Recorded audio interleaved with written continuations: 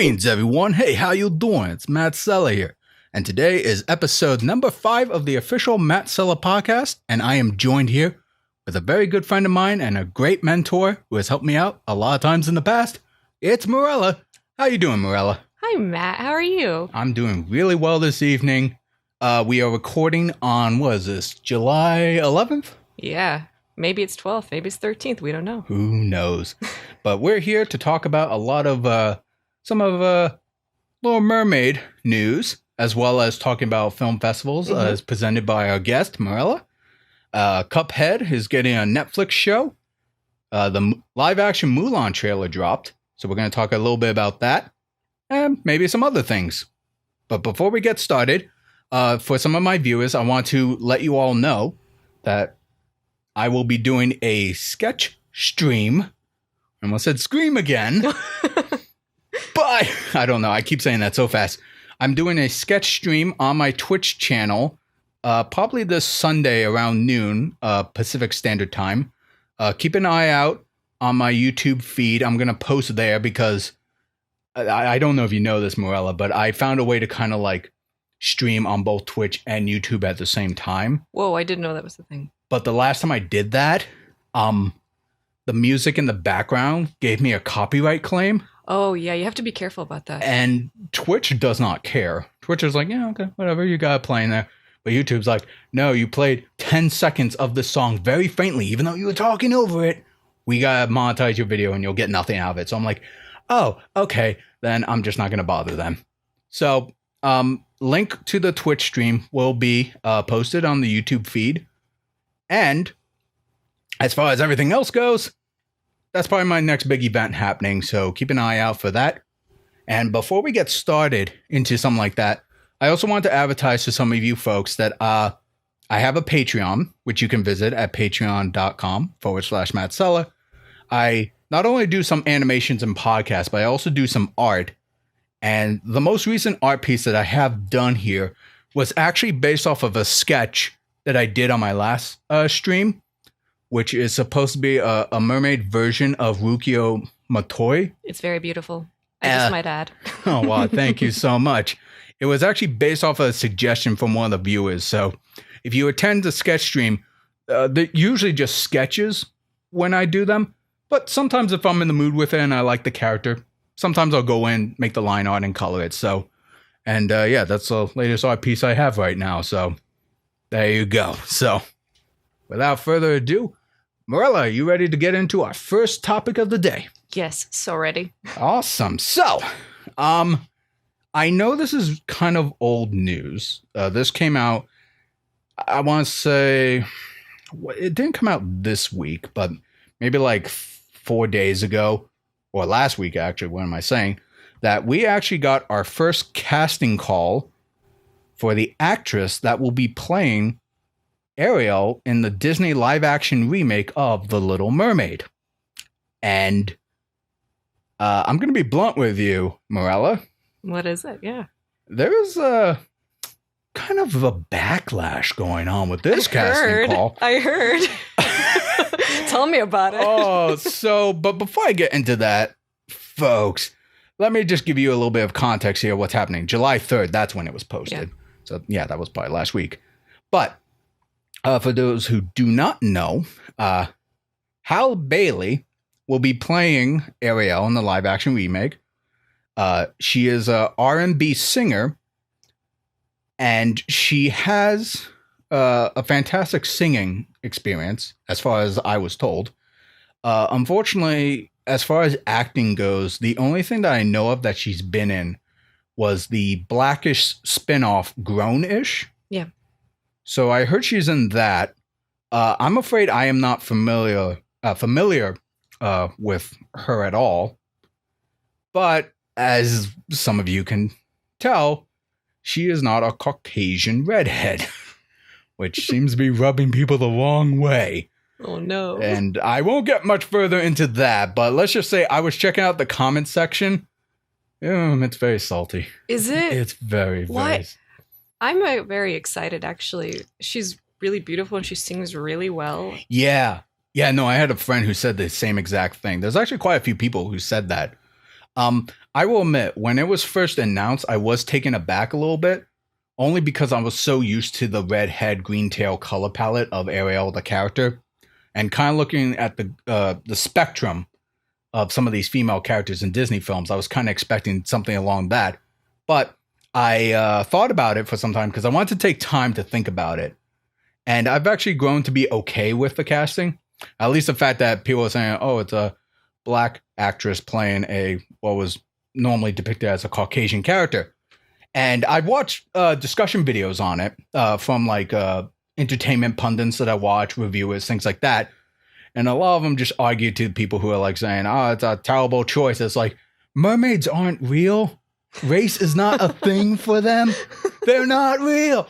And for those who know my background of drawing mermaids a lot, don't say mermaids are not real. Oh no, man, I'm so sorry. I'm so sorry. But I'm just joking.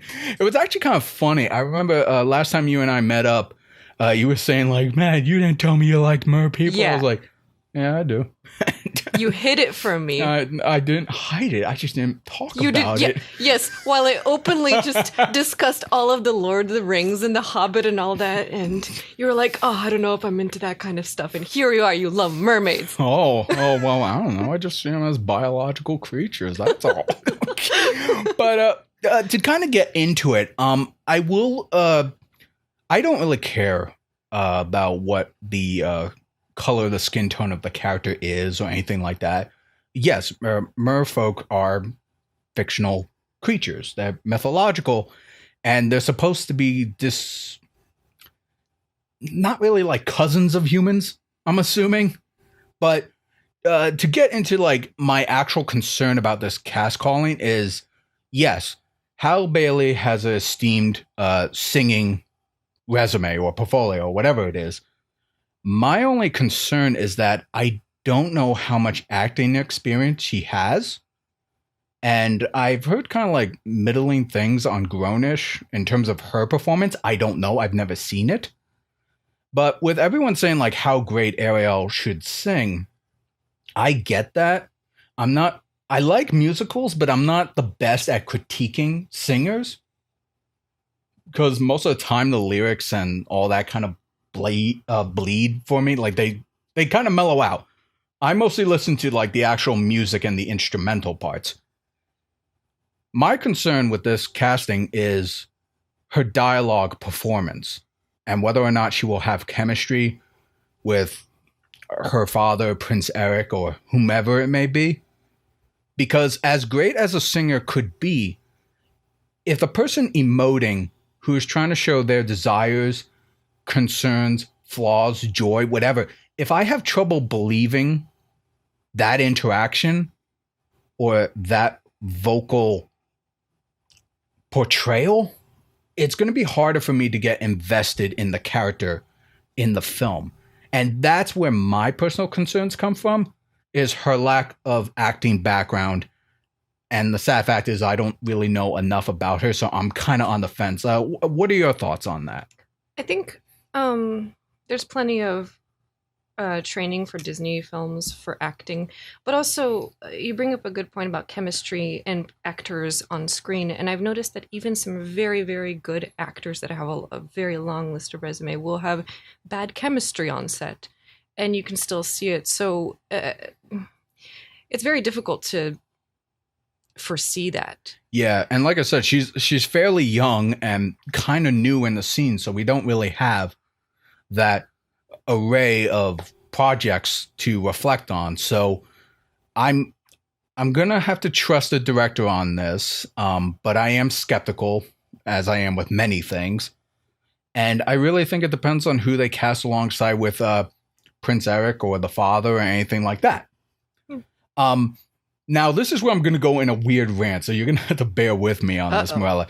So, okay, what I might be saying might technically be considered controversial, which has no affiliation with Mirella. I'm going to assure you that. I don't know what he's about to say. You might laugh at me at this, because, again, you yelled at me for saying, like, you don't like magical things, yet you like mermaids. You're going to hear me say some weird stuff right now. So, here we go, guys. People are like, this is a Denmark story. It's mostly Caucasian people. And it's like, why is a mermaid black? here's my theory of why I came up with why that makes sense to me. Because I remember reading an article a few years ago saying why it's important to have waterproof sunscreen on when you're swimming in the ocean, or at least the shore. It's because the UV rays that come down from the sky, from the sunlight, when it goes into shallow water, the water particles kind of amplify the levels of the UV lights. And that is, it goes up to a certain point. And that's why they always say, like, you should wear, like, sunscreen on. And I remember, I don't know if I still have the article here or not, but it was talking about, like, how the coral reef are kind of like the fish's natural tanning protection, thing like that. And if we all know about, like, human skin complexion, I mean, why some people are lighter and why some people are darker, it's like because of our ancestors who lived closer to, like, the equator where there's more sunlight, our skin develops these, what are they called? Melon? Like these little pigmentations in our skin. And they gather more and make our skin darker so they can help protect the UV exposure of the people in that area. And that's why people tend to have darker skin than others.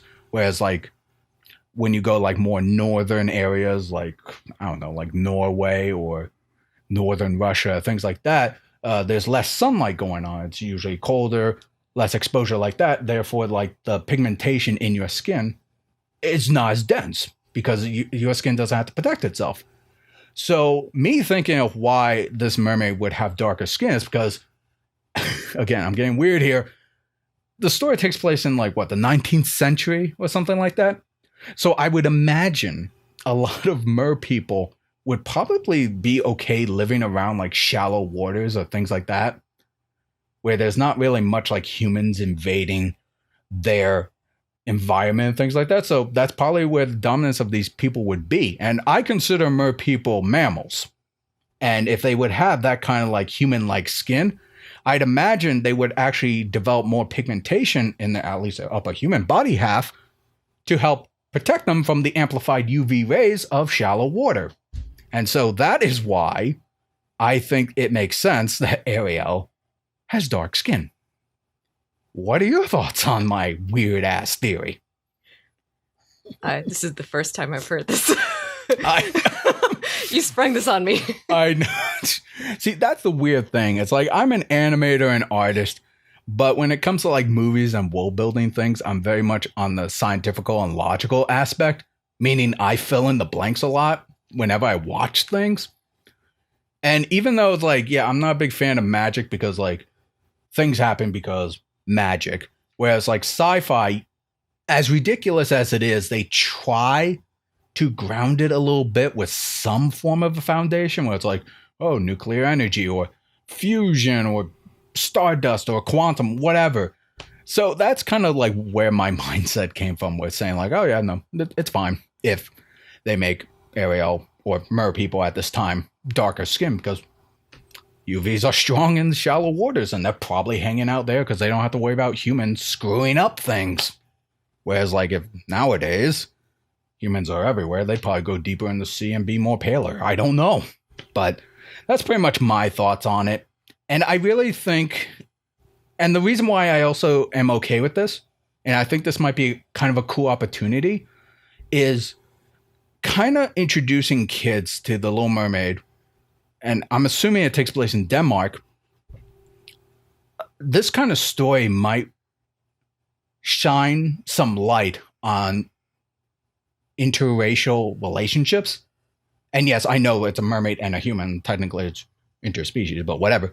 The whole aspect of, like, having a different colored people come together, things like that, who fall in love, things like that, I think can really shine a light on, like, telling at least young viewers, like, hey, beauty or looks or anything like that, it doesn't matter how different you may look. If the love and the foundation and that relationship is the strength of your character and why you're in love with this one person, there should be no bounds or anything like that.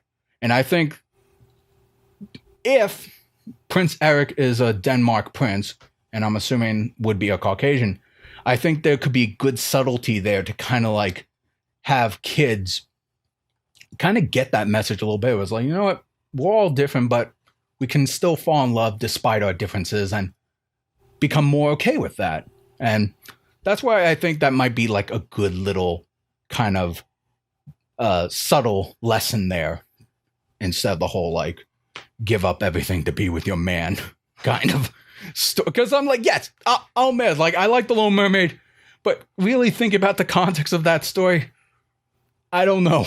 It's kind of strange to me, but what are your thoughts on what I just said? Am I out of the blue here? Is there something I'm not considering, or? Well, I tend to suspend my disbelief for certain movies, sci-fi included in them, and I think the fact that she's black is a wonderful opportunity for young girls and young boys to see themselves in her that are not white, you know? Yeah. There's so many of the Disney princesses are white, Caucasian, you know, yeah. blonde, and well, not all of them blonde, but they're very European. They're very European looking, and we only have one black princess and one Chinese princess, and yeah, so I would love for young kids to see themselves up on the screen and really relate to that. Yeah. And I think that's why I really like this choice for her. And she's a wonderful singer. And yeah, more representation on screen. I'm all for that. And yeah. Yeah. And more inclusion, I think, is really good. But like I said, my only hesitation on just her in general is the lack of acting experience. But I hope I'm wrong. And I really hope that the director, what's his name? Rob Marshall. I had his name up here a moment ago, but I'm hoping he sees something that we don't. Because I mean, like, this is not really like apples to apples or anything like that. But I remember when Gal Gadot was announced to be Wonder Woman a few years ago, a lot of people are like, her, the underwear model? Like, what can she do? So it's like, she can't play Wonder Woman. That's like the most iconic superhero role for women. And it's like, what are you doing? But then after like Batman versus Superman, and especially the Patty Jenkins Wonder Woman movie, people are like, oh, we're so glad. Sold. Yeah, exactly. Everything worked out for the end. So I'm hoping Halle Bailey will have some of that room to grow and give. And I'm confident that Disney will make a way to really help her. What's the word? I was going to say extenuate, but that's not a word. I don't know. Just spread her wings and show her skill set. Yeah. So that's all I'm hoping for. Related to this news, I don't know if you're going to feel the same way about this or not, but there is one other thing this article talks about that I am actually not on board with. And that the person who's going to possibly play Ursula, the Sea Witch, in talks right now is Melissa McCarthy. And I am unfortunately not a big fan of her. And the fact that they're talking to Melissa McCarthy kind of makes me worried of what kind of villain we're going to get out of Ursula. I don't know. I don't know her work too well. What I'm actually hoping for this movie is a bit more creativity with the story and maybe taking it to a different place other than just shot by shot recreating it from the original animation. Yeah, don't Beauty and the Beast it. Do not. I'm fine with any. I think I'm fine with any other choice, but that's where I personally would like a change. Yeah, the story. The last movie I saw with Melissa McCarthy was Happy Time Murders, which I thought she was okay in that one. But I watched a lot of reviews on some of her other things like The Boss or Life of the Party and a few other things. And she tends to do her pratfall style humor where she's a big woman and tends to like fall over a lot of times or be really loud. And a lot of people hold Ursula as like one of the most iconic villains in Disney's villainous galleries. Yeah, it's that or Cruella de Vil. Yeah. And she's supposed to be like schemy and like cunning and like snarky or something like that. And I don't see Melissa McCarthy really matching that. And I am a little nervous about how Disney handles its villains a little bit, especially with these live action remakes. Like, I saw Aladdin. I don't know if you did, but I thought the movie was good. It was pretty decent. I did not like the guy they played Jafar. I thought he kind of sounded not as menacing as I would like him to be. Didn't really explore his background too much. They hinted at it, but they didn't really go off from there. It's just like, oh yeah, this was his origin of why he is the way he is. Okay, moving on. I'm a Saturday morning cartoon villain. And I remember, and I'm hoping I'm wrong here, but I remember seeing the teaser trailer for The Lion King. Yeah. And Ejiofor, who is playing Scar, he's a fantastic actor. I really like him in some of the roles he's done. 12 Years a Slave, things like that. But when I first heard him on the trailer, he just sounded like some guy. Like there was no like presence of like sneakingness or like schemingness to him. There was no menacing vibe to him. He just sounded like a dude. And that kind of made me a little concerned. So as far as like Melissa McCarthy as playing Ursula, it's different. It doesn't sound like an ordinary person playing that role, but at the same time, it's like, I don't know. I want to wait until I see more, but honestly, I kind of hope they look at other people. Yeah, we'll see. I think it's not officially announced, right? Mm-mm. So she's in talks, so it's not confirmed. That basically means nothing. Yeah, no, that means nothing, but Variety is reporting this, and Variety is often not wrong about things, so who knows? But we're getting Aquafina as Scuttle, the seagull. Yeah. So that'll be interesting. I'm actually looking forward to that. Me too. And I forget the kid's name, but he's going to be playing Flounder. I've seen pictures of this kid. I remember hearing about him in roles. I just don't know his name, but I don't see where you could go wrong with that kid, I guess. So yeah. That's that. Did you have any other thoughts regarding this announcement or anything I said? I'm excited about the pick for Ariel. Very excited. It gives wonderful representation for young women and young children. And yeah, I actually listen to her music from time to time. So cool. I am very excited to hear her sing. Well, that's fantastic. Like, because again, I'm kind of coming in as an outsider looking in. I have no idea who she is or what she's done. Mm-hmm. So my hesitations are only natural because I don't have that experience. I'm ignorant, unfortunately. So it's okay. She and her sister started out, I think, doing covers songs on YouTube, and they're really wonderful. I think I watched them. I think I watched quite a number of them, but yeah, I'm actually very excited. The only thing I'm concerned about is the story, because they tend to play it safe, and sometimes it's shot by shot remake, which I don't really want. I think I want kids to kind of see a different story. Absolutely. Change it up a little bit. I don't know, make it into a different place, or change up the characters a little bit. Tell it from another character standpoint. Oh, absolutely. And I think we should definitely talk more about that, especially reflecting past live action Disney remakes and all that. But I kind of want to save that for topic number 4 when we're going to go over the Mulan trailer, because I have some thoughts regarding all that stuff. But for now, I'd like to move on to our next topic, which luckily is our guest topic. So, Mirella, you have the floor. What is it that you want to share, talk about, whatever it may be? So, I love going to independent animation festivals. Mm-hmm. And what I really like about them is you kind of show up and you get to see a huge variety of picks. And it's true that these are picks, made by a committee on the festival, but you're going to go there and you're going to see things that you've never thought that you're going to see. Mm-hmm. And it's kind of goes against the confirmation bias in that when you really like something, you go to, the movies and you tend to pick a movie that you might like. But when you go to a festival, you go in and you don't know if you're going to like everything. Oh, that's true. It's true. And I think that there's a real beauty to that because you're getting to see outside of your comfort zone. And sometimes you might walk away thinking, wow, I would have never picked that out, but I'm so glad I saw that.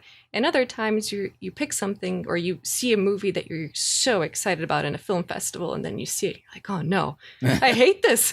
This is awful. I was betrayed. Right. I like how festivals are a way for people to kind of submit their work that they do often after work or in their own time, and a a wide audience gets to see them.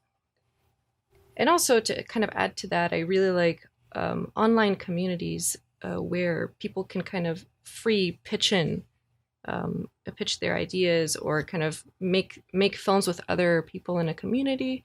And yeah, things like the Late Night Work Club is great. It's a bunch of filmmakers getting together at night.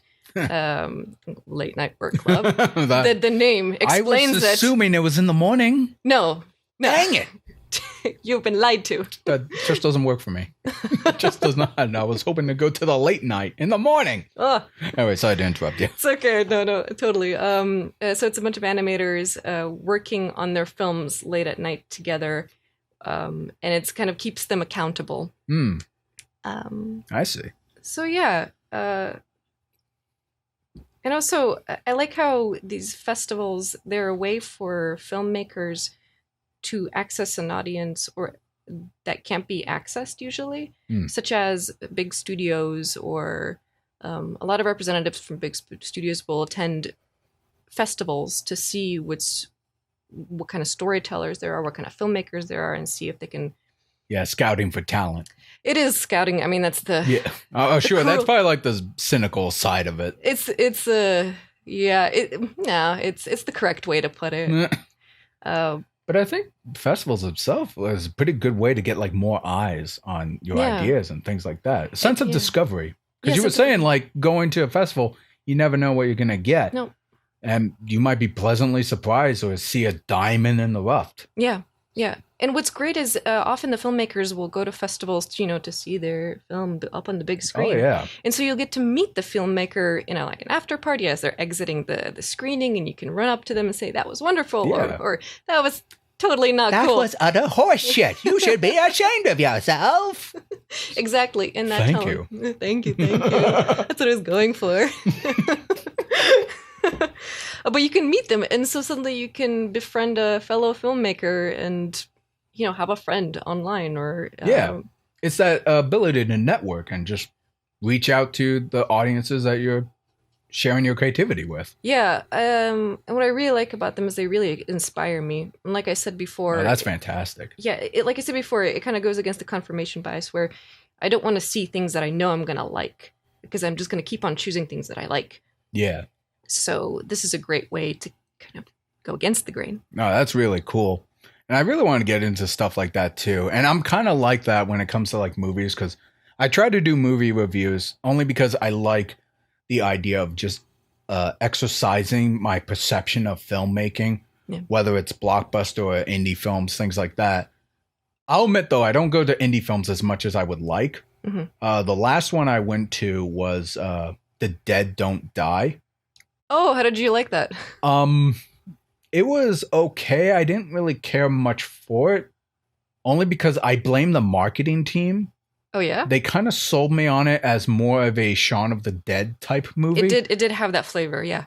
But, and again, I don't know anything about the director or his past films, but apparently, and this is what some of the reviewers I saw on YouTube said, he has a very unique style of creating natural conversations, not like witty script banter type things. Like he wants his characters to kind of like take their time, process, and react to a scene as probably like a casual person would go.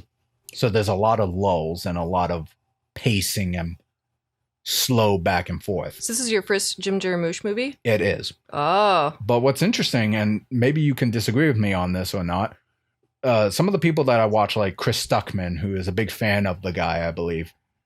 I could be wrong about the name of the guy, Chris Stuckman, but I saw on YouTube someone said, if you're a fan of this director, you might consider The Dead Don't Die one of his weaker films. I've heard that. Yeah. So, but again, I'm an outsider looking in. I have no context for his style, so. I personally like his work. I've seen, I think, a few of his films. The most recent one that I saw was Only Lovers Left Alive. And I personally like his style. It's very slow. It's almost like nothing happens, but he manages to make a story out of that and get you to follow along. And like here you were saying, the audio and the dialogue tends to feel quite natural, but it is a slower paced filmmaking style. Yeah. Not for everyone. Yeah, no, and with the marketing and with Adam Driver and Bill Murray, Yeah. I feel like they were the perfect cast call for these kind of characters. I just really feel like that they should have upped the pace a little bit, and I think that would have made the interaction more fun. Not like the typical like blockbuster snappy pacing, but just to kind of like keep it flowing a little bit better. And I'm not going to spoil the movie if you haven't seen it already, but the way The Dead Don't Die wraps up is kind of a deal breaker, probably for some people. As in, it doesn't really feel like a complete story, or at least the completion you want. It's kind of an allegory, but at the same time, it's a very on-the-nose one. So, anyway, sorry to derail from your conversation. No, it's okay. I heard it was kind of heavy-handed. It was very heavy-handed. I was personally really excited for that film, and I still want to go out and see it because I do want to see more of his films. I think you'll definitely get a kick out of it in some spots, for sure. But it was I'm glad I saw it. I guess that's what I'm trying to get at, is I'm glad I saw it, and I'd like to see more indie films. And when it comes to like indie animations, I would definitely like to check them out too. I think I'd probably gravitate way more to those than indie live action films, to be honest, because I mean, again, I don't have much experience in this, but I'm kind of tired of like the cynical tropiness of some of the live action stuff. At least with animation, if I do get some of that in terms of story, maybe there'll be like an artistic creative freedom there of like looking at something I never would have seen from like a Disney or a DreamWorks or Universal or anything like that. Well, the thing with a feature film is often you have this executive, let's say, the big bad executive, the chairman of the board. Yeah, you do much better accents than me. Barely. And oftentimes, I think there are too many cooks in the kitchen. Yes. And it can make a wonderful, beautiful feature that is developed by this one person has this wonderful idea, can just disintegrate. Oh God, yeah. No, that's like one of my biggest complaints about going to see blockbuster movies is you can tell if you have a blockbuster and it's following the director's vision almost to a T, but then there's like other things like, I hate saying this, but like Jurassic World or something like that, even though it's like JBONA or something like that, it really feels like a whole bunch of people just got together as like a team of community writers to make something. It ends up becoming something so bland or mundane or anything like that. Like you're trying to please too many people. That's the danger of these things, because there's a lot of money put into them. In an executive or CEO or the company just wants it to succeed and to get a profit in order to keep going. Yes, everyone understands that. Unfortunately, it can make very bland movie making, and I think that's why I go see indie films so much, is because you get to feel the artistic spirit. Yes. You get to see pure, the filmmaker or the animator or whoever it is, their pure vision. It might be bad. I agree. Yeah, you never know. You might just, not every film is going to be a success. But at least they took the risk. Yeah, and you kind of fell on your, what is it called? To fall on your own sword or something? To fail by your own doing. Yeah. It's better to fail on your own doing. You dug your own grave. You dug your own grave. But at least they took the risk, because it's like you said, when you have like millions of dollars or like dozens, even hundreds of millions of dollars running on this film that you're trying to like get profit back, you're going to get nervous about taking risks. And, absolutely. And more often than not, there are cases of creative differences that happen, whereas the producers might not be happy with what the director's direction is going in. A good example of this would be Solo, a Star Wars story, when they brought on Phil Lord, Chris Miller to direct this spin-off Solo film. As they were filming it, it was starting to become very Ace Ventura-like, based off the reports we heard. And Kathleen Kennedy, who is at the time overseeing all the Star Wars, I think she kind of delegated it recently. But the point is, she didn't like that it was going like this weird comedy or anything like that. And a lot of like people are like, well, you're running everything. You should have known that this is going to be their style. But eventually, like, no, we don't like this creative direction you're taking it in. We're going to remove you from the project, and we're going to bring on, what's the guy who directed Back to the Future? I should know this, but I don't. I believe it begins with an R. It begins with an R. Anyway, the point is, they brought on this veteran director. Yeah, look it up while I'm telling this dumb story. Yeah, they brought this guy on. Robert Zemeckis. Was it? No, it wasn't Robert Zemeckis. Your memory's faster than me looking at it. I don't know. The point is, they brought on this veteran director, and he tackled Solo, Star Wars. Robert Zemeckis? Okay. Yeah, he directed it. He's a veteran. He's done a lot of classics, so he's pretty much a safe bet. But ultimately, when Solo Star Wars came out, it kind of had like mixed reviews to like, it was okay. I remember seeing it and I thought it was kind of boring. Like you could tell there were a lot of reshoots and there were a lot of writers on it, as you mentioned about big blockbusters. It had I enjoyed it, but I tend to be a little bit more lenient on the Star Wars franchise. I don't know why. Maybe because I'm not a super fan. Yeah, nor am I.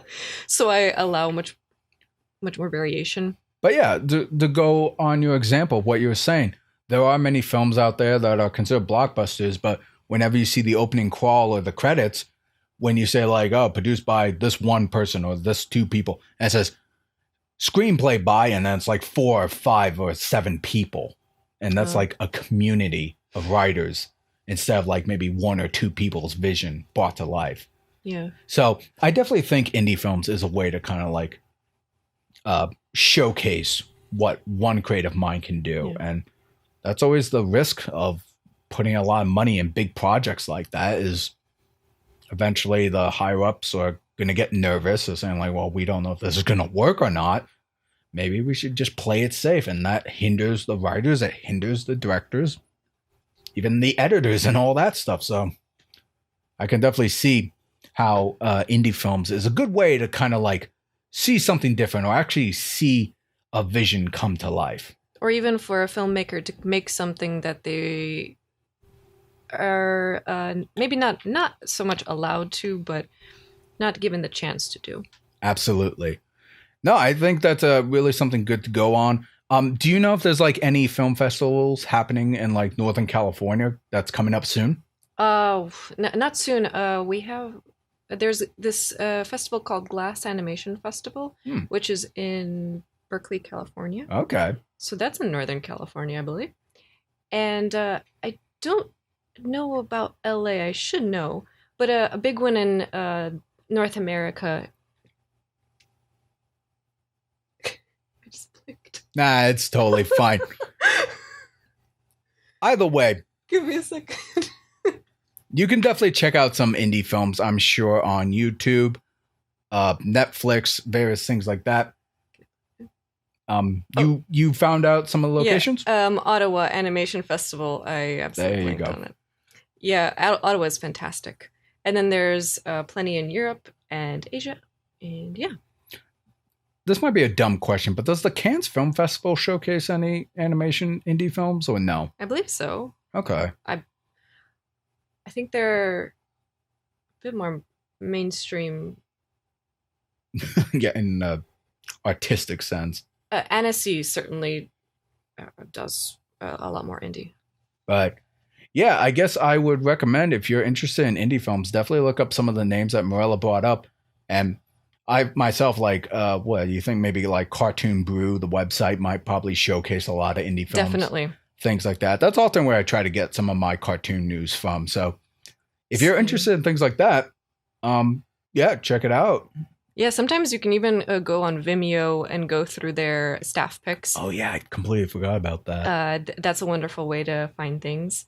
Then there's, if you go to just Google like animation festivals, indie festivals, oftentimes they'll have previous year's selections or winners of previous years, and you can kind of just Google their films and see if they're available online. Sometimes after a few years, they'll release them, especially if they're trying to go for Oscar qualifiers, and it's been a few years and they haven't gotten have gotten the qualification.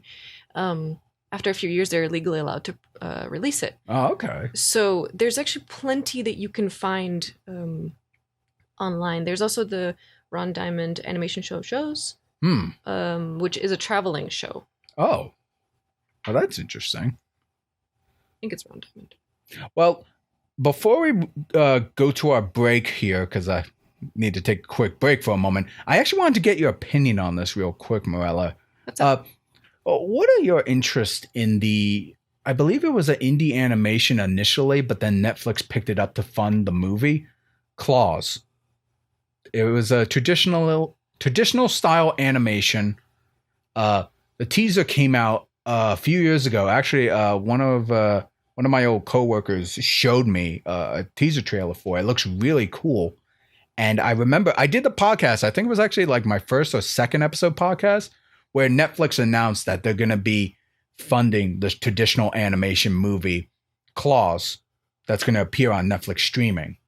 It was about the postman, I believe. Oh, yeah, I thought you meant claws like a cat paw claw. No, I'm sorry. I was like, oh no, I don't know what this is. No. No, I am very excited about that. Same. So excited. You have no idea. I'm like shivering with excitement. I hope it airs soon. Do you know if it's coming out soon?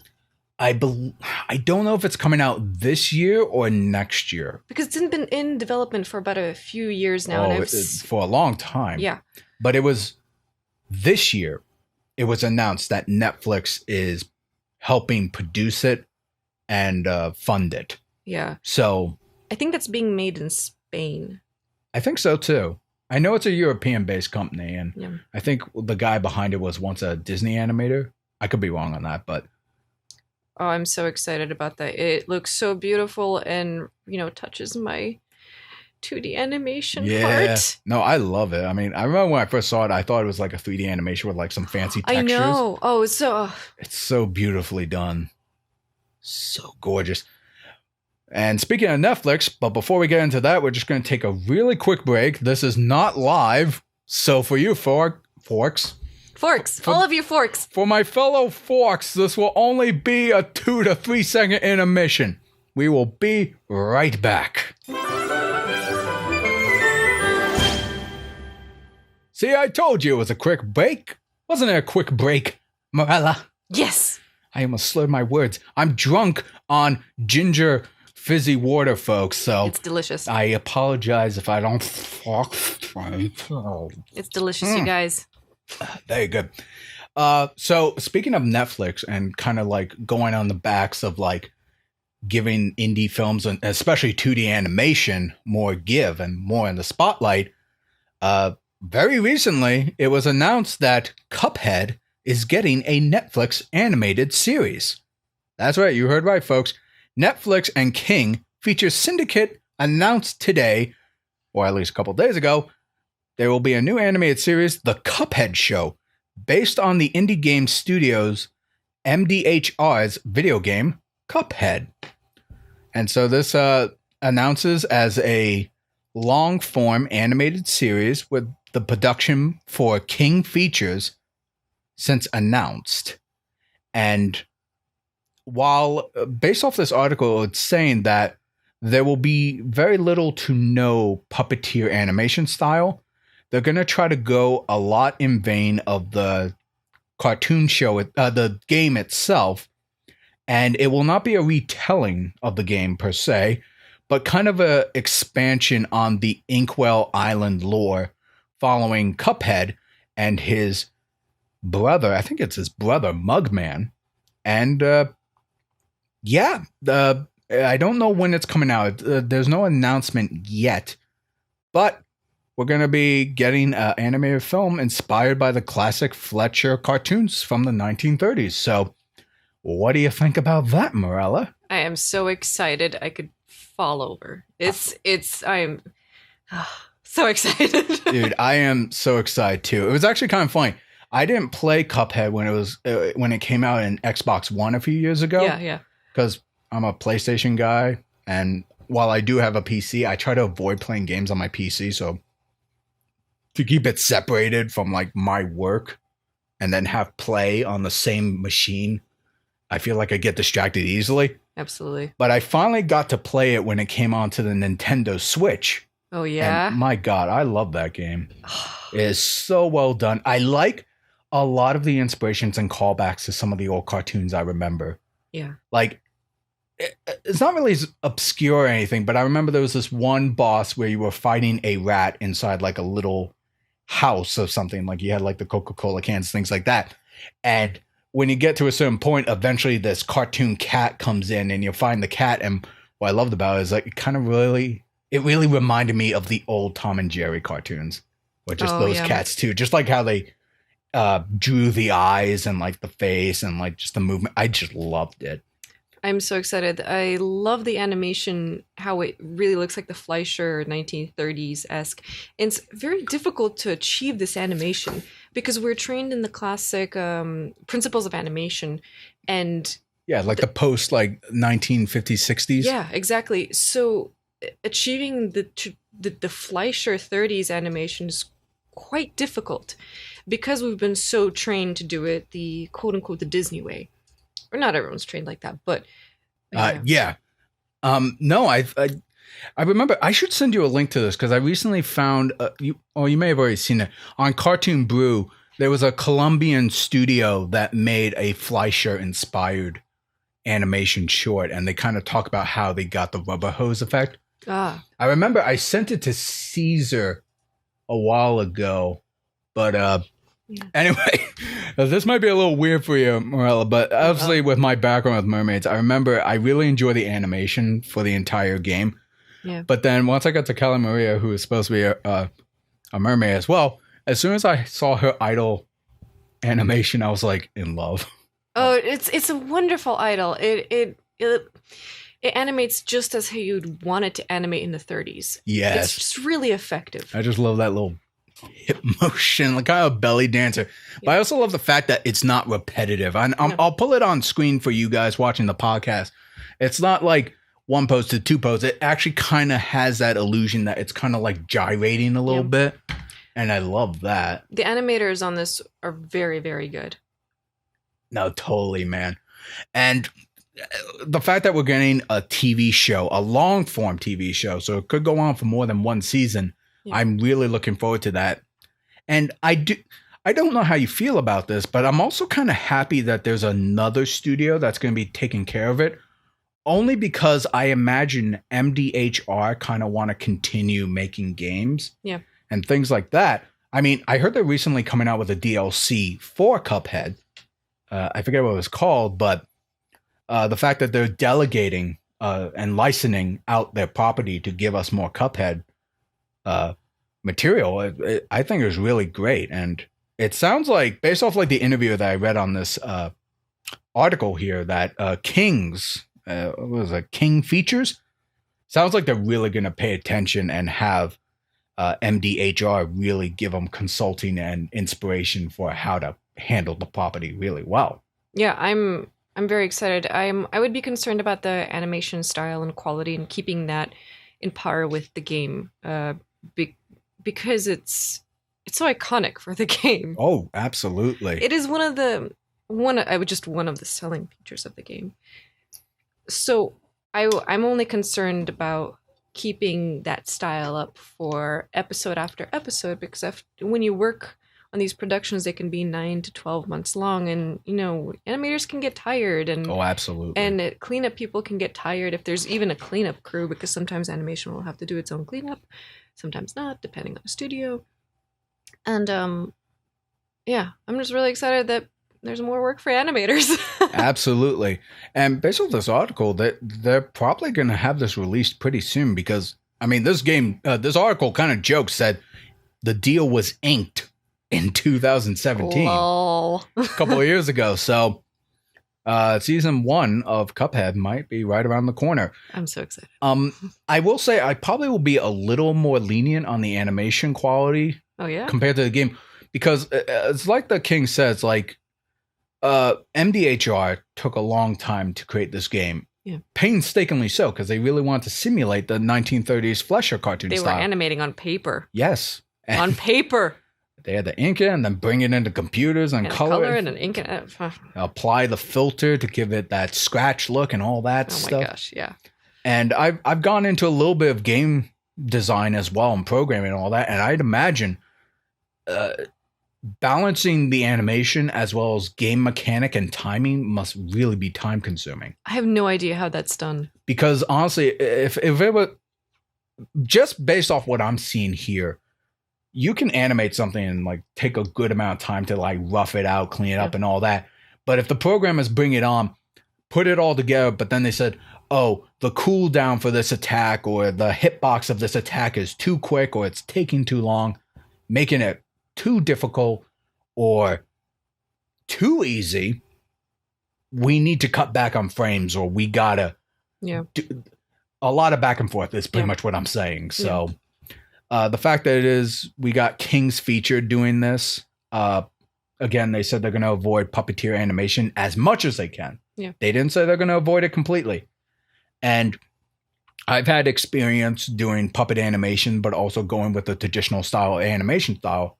I even did that with my Game Grumps animated a little bit. It is puppet animation, but if I want to redraw something, I made sure to draw new limbs depending on the frame to give it that illusion. Yeah. So we might get a hint of that, but I'm pretty sure there are going to be a lot of new assets. Yeah. So there's ways to not so much cut corners, but save time for animators, and I'm all for that as well. yeah, no, because we don't want any people, getting hurt on set because of carpal tunnel and crunch time, things like this. Ugh. It's a very ugly topic, especially with 2019 right now. Ugh. But it's also on Netflix, so I imagine it probably won't be like 20 episodes. It might be like maybe like 12 episodes. I was gonna guess 10. But 10. But I don't know. That's a good question, actually. What is the length of the episode? I would imagine 20 minutes, because that's possible. Yeah, because they said the show is aimed for kids, but it's going to have some of the adult humor undertones in there, kind of like SpongeBob or something like that. Yeah. So I would imagine 20 minutes. Unless, did Agretzko is like 20 minutes per episode, right? I think so. Because I don't know why. I thought it was 11 minutes, but I'm thinking of something else. But I'd imagine. Unless I'm mistaken as well. But even still, like, I've watched some of the DreamWorks animated TV shows on Netflix, and they're usually like 10 to 12 episodes per season. So we can safely put it at 10 to 12 as our guess. I think so too. So that's definitely something to look forward to. And the more Cuphead, the better. Because I mean, yes, I like the show, and I like to see Halle Marie show up in the show. I'd be very happy about that. No one can see, but Matt is wearing a shirt. I'm wearing a Halle Marie shirt right now. I even got a weird Halle Marie throw pillow and blanket. Because as soon as I beat the game, I was like, I want everything Halle Maria, please. So I even have a Funko Pop up there of her too. Ooh, so nice. There you go. And if there's nothing else to say about that, I think we're both very excited for this. And any excuse to show off 2D animation in this ever 3D growing industry. Yeah. is a cup of fresh air, which makes no sense now that I said that, but you get my meaning. But moving on to something that's kind of the complete opposite of 2D animation, live action. Oh, whoa. We're going to talk about Mulan has dropped its first teaser trailer. Well, Disney dropped it, not Mulan. She didn't do anything about that. We will be getting a live action remake of the 1997 or 8 animated film Mulan. And it will feature an all Chinese cast. Woo. I don't know. I believe the director is also a Chinese director. And I saw the trailer and I really liked it. Did you see the trailer as well? I did. And let's start with you, Mirella. What are some of your impressions based off what we've seen with this Mulan teaser trailer? To be honest, it's really difficult for me to tell. A lot of these trailers, what they choose to show you is just like this weird sneak peek that you're not quite sure what's going to happen. Sometimes there's these, I don't want to say red herrings, but they'll kind of refocus your attention. I don't know. It's just too difficult for me to say. I'm not sure if I'm excited yet, but I want to see a bit more. Of course. And again, folks, this is officially announced as a teaser trailer. It's not the first full trailer, so... Oh, my bad. No, it's totally fine. I mean, people say it's a teaser trailer. Then it's a trailer. No, it's a teaser. Then why do you call it a teaser trailer? Because that's what it says in the title. And some of us, like me, get confused. Right, exactly. No, they should just say teaser, but so like a Mulan teaser. That sounds weird. What does that mean? Yeah. Teaser trailer. Anyway, I've been following the Mulan news for quite some time now because we were talking about the live action Disney remakes a lot. Yeah. And I don't know how many of those you have seen personally. Me, I think I've only seen like 4 of them. It's still a lot. I've seen, I forgot this one instantly, Alice in Wonderland, the Tim Burton one, which, fun fact, did you know, it's actually not a remake, it's a sequel to the first animated movie. Oh. Yeah, it's not a remake if you think about it. Oh, okay. Isn't that exciting? I love it. I remember seeing that and I did not like it. It was actually at that point where I started to question Tim Burton's creativity. Absolutely. I spaced out in the middle of that movie. I nearly walked out, actually. I don't remember much of it, except at the very end, Johnny Depp as the Mad Hatter does breakdancing for some reason. That's all I remember. Thanks for reminding me. Yeah. That's like, what the hell was that? I conveniently put that in the back of my mind, and you just pulled it out of the deep freezer. Good. Let the hate consume you of the Johnny Depp. Anyway, so I saw that. I saw Peach Dragon, which I did not like, mostly because I thought it was very hammy and very light, for lack of a better word. Like, it was heartfelt. It was about this whole family. Like, the little boy lost his parents in a car accident by a CG deer.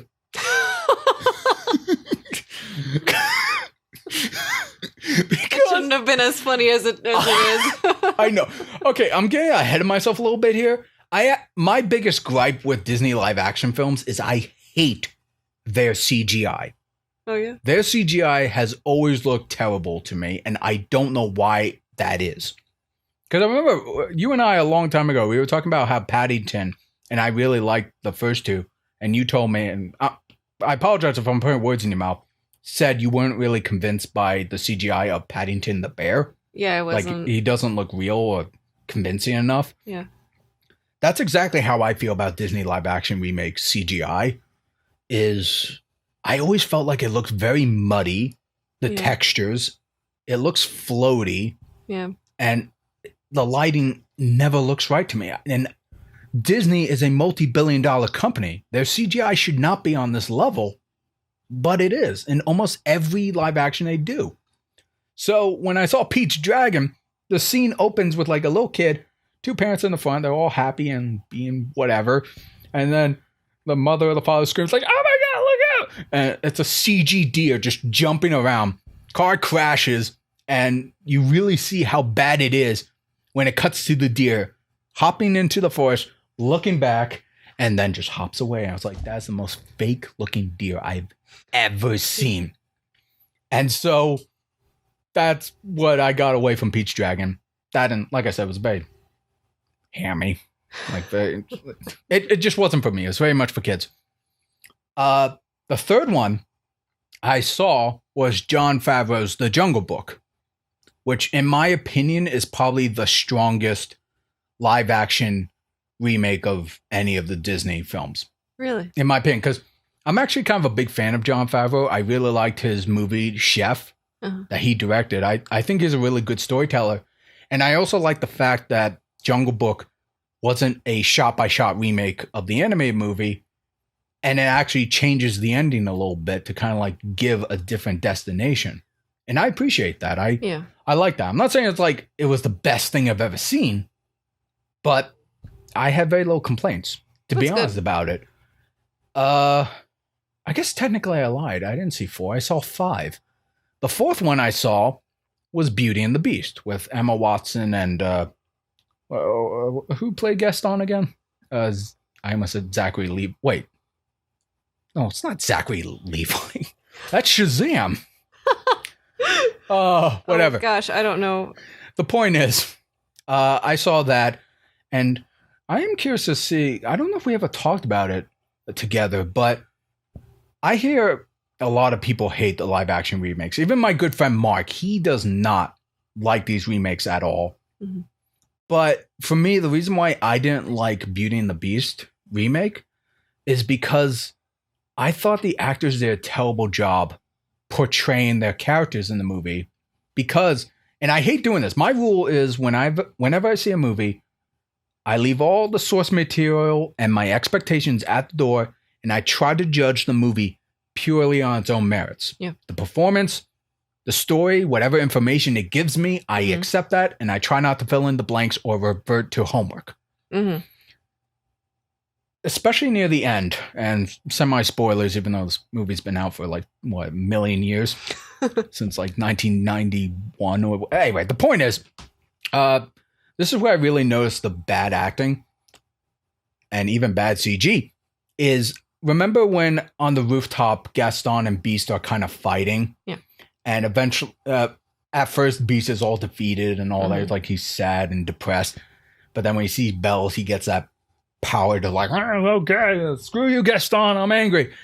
And when he holds Gaston over the roof and goes, I was like, no, please don't hurt me. And I'm referring to the cartoon right now. Mm-hmm.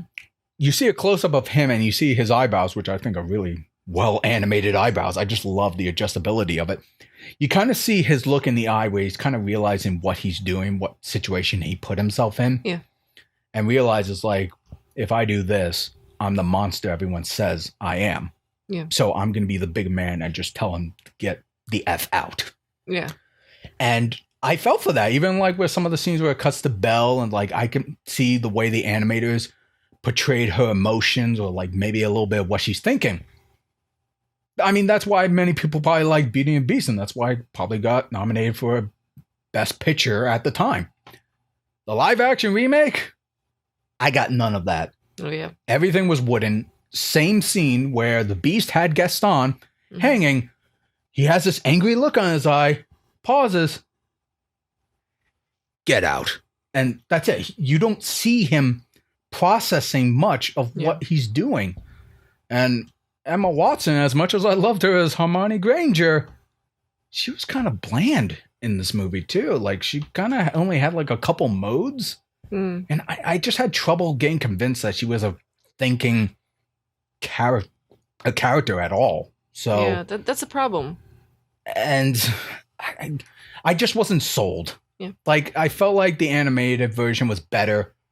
And yes, you could give the excuse saying, well, animators, like it's more visual, it's simplified, so they have to put more effort into it. I was like, yeah, sure.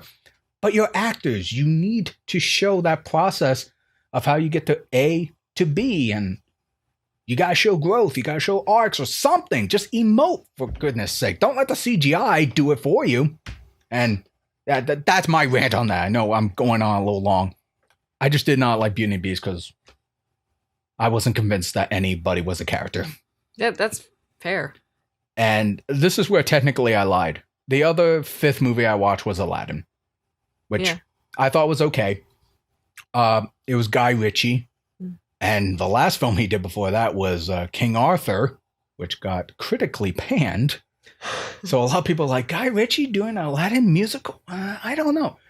I actually didn't mind that movie. I liked the chemistry between Jasmine and Aladdin. Mm-hmm. I liked that banter, and I like the fact that even though the destination was the same, I don't know if you've seen the movie. Have you? I can't bring myself to see it. That's fine. That's totally fine.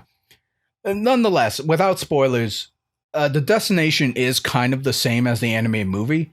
But what I liked about this interpretation is that they kind of followed a different path to get to that destination. So it kind of worked for me. Yeah.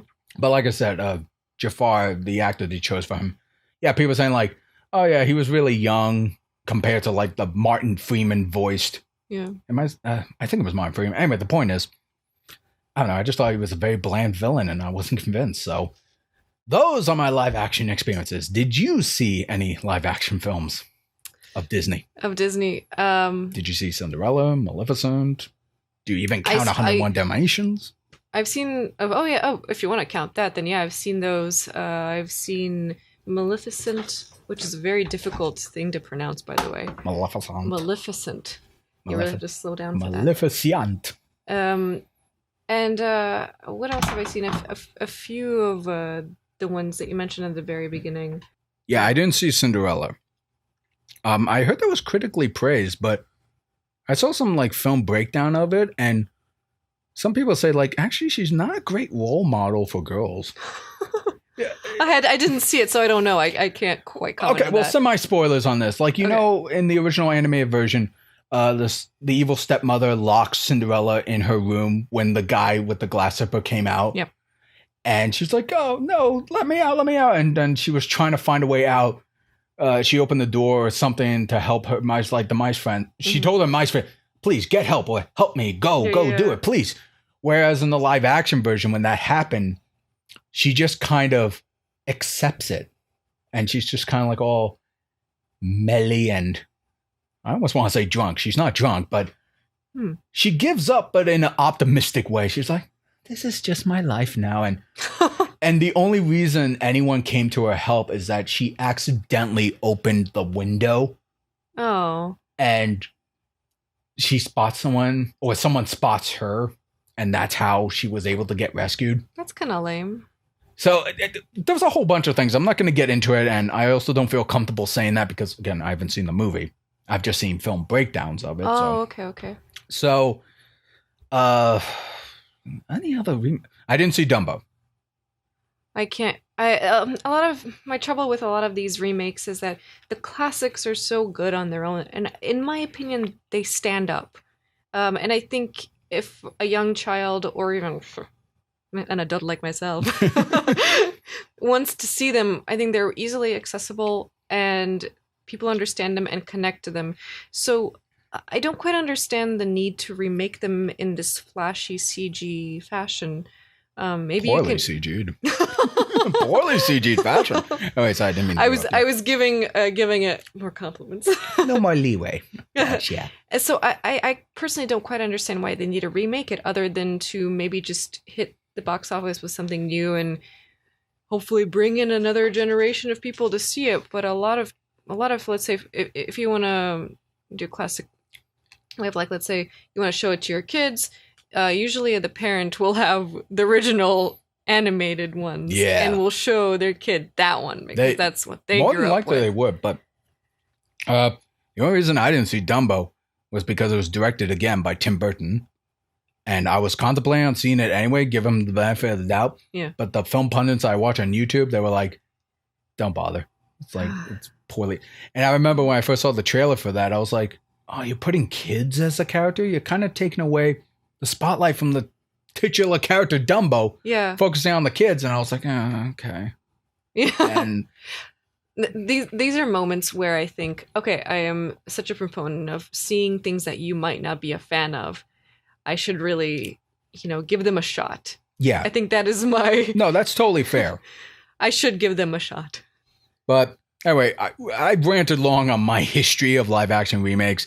Let's get back to Mulan. So, the reason why Mulan is one of the few live action remakes I'm actually looking forward to is because when they announced that it was going to be an all Chinese cast, as well as Chinese director, but still like Western produced and all that, is I really think getting more opportunities for Asian American actors or just Asian actors in general to share the spotlight in major blockbusters and things like that will do fantastic things and create more opportunities for different films like this. I mean, I remember when Black Panther came out, it was a big deal because there really hasn't been a magnitude of such a big superhero icon who happens to be a black character.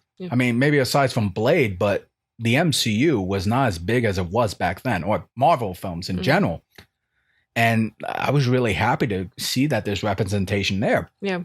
And when Crazy Rich Asians came out, no one expected that to be such a big hit as it were. Oh yeah, it's a huge hit. And it had a fantastic cast. I mean, Yeah. you had Constance Wu, Aquafina. And that's why I was really looking forward to Mulan, even though, like, I talked to some people who were like, man, poo-poo live action remakes. Like, based off what I was hearing about this announcement, it's like, I think this might be a good opportunity to share the spotlight more for different ethnicities and minorities to share the spotlight. So that's why I'm all for it. I'm not sure if you heard, there are going to be, it's not a musical. None of the songs are going to be sung in the Mulan. Okay. They will be played in the background. So like in the trailer, you kind of heard the Matchmaker song or Reflections, things like that. So it'll be in the score. There just won't be any singing. Interesting. And there also won't be a talking, sassy dragon. So we're not going to get Mushu. We're not going to get Mushu. And I'm assuming we're not getting Cricky or Cricket, whatever his name was. Yeah, I don't think so. However, we are getting a Phoenix. But I think this live action remake, based off what I've heard and what I've seen, it's going to be more based off the actual Chinese story of Mulan. Oh, okay. So it's going to take some departures from the animated version and take a lot of the fantastical elements out. Focus more on the context of who Mulan is and what she did for China. That's interesting. I would be... At first, I thought it was going to be just a straight remake shot by shot, which I wasn't excited about, but hearing that it... Oh, don't worry about that. Someone at the door wanted to give me pizza, and I said no. I did that in an instant. No pizza. No pizza. No pizza. It's almost 10 o'clock. Jeez. Anyway. Yeah. I'm excited that it's going to be something different story-wise, so yeah. I'm all for that. I think so, too. And it's going to be grounded. So a lot of the attention is going to go to the actors, how they interact with each other. Yeah. And that's what I'm really looking forward to. Yeah, me too. So, and like I said, even though they said instead of a dragon, we're getting a phoenix, I think they're going to use a phoenix in more of a metaphorical sense. Maybe like a dream sequence. Because based off this trailer, I don't see anything fantastical about this. This really feels like a historical period piece.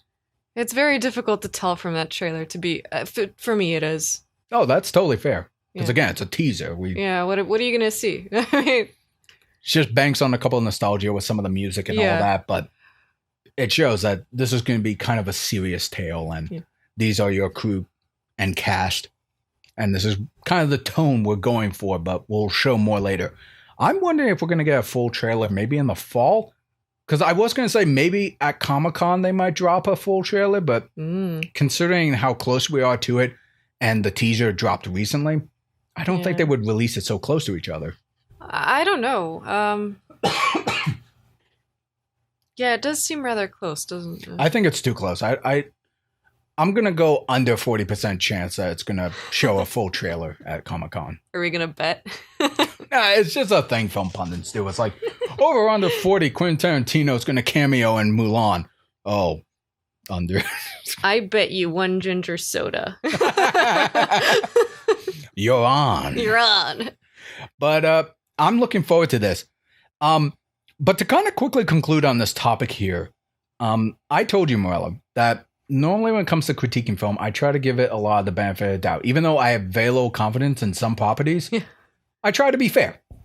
Especially with these live action remakes, because I know a lot of people who are poo-pooing on them no matter what. And that's fine. That's their prerogative. The only time I would ever show that kind of behavior towards a live action remake of anything Disney, unfortunately, was announced that this movie is going to get a live action remake, and I'm going to be super critical and probably super cynical when this movie comes out. Oh no. And you know what that movie is? No. A live action remake, and this is confirmed, Lilo and Stitch. No.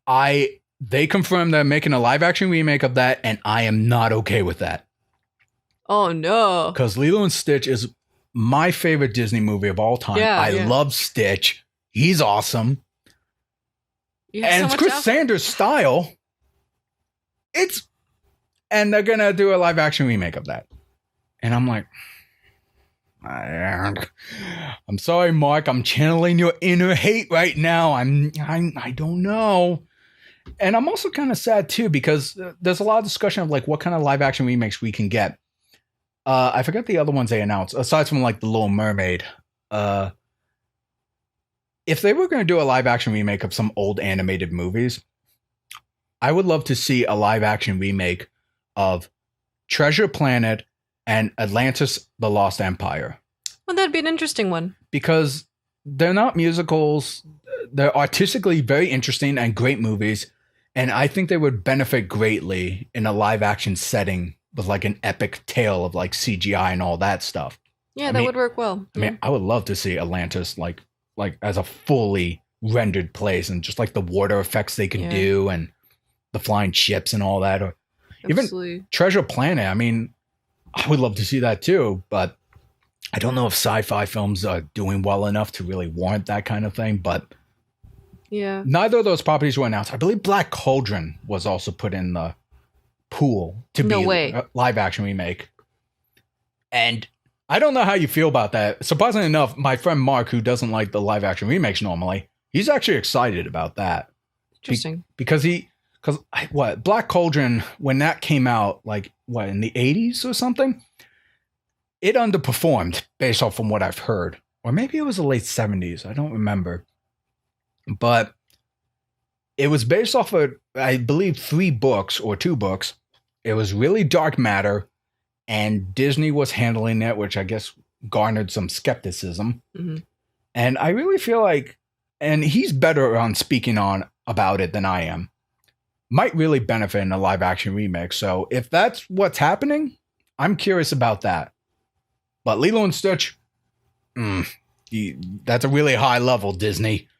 Oh, no. And I have no confidence you're going to hit it. You're a fan. I know that. Oh, major fan. I got like Stitch figures all over the place. Oh, I know. It was the one thing I knew about you. I even got like a Stitch Tsum Tsum over there. I saw. Really cute. Love him. I even have a Stitch cookie jar. So if you want to lament together over this, there's a Beetlejuice 2 movie. That's been kind of like a roller coaster of yes and no. Well, I hope it's a no, and I love Beetlejuice. I do too. Yeah, ruin it. I've been paying attention to the news, and some reports are saying yes, it's happening, but then there's other reports saying like no, it's not happening. So chances are, I don't think it's going to happen. If anything, they might reboot it, but I definitely don't think we're going to get a Beetlejuice 2 movie. So if you're worried about that, then I am. Absolutely, I am. I guess anything Beetlejuice.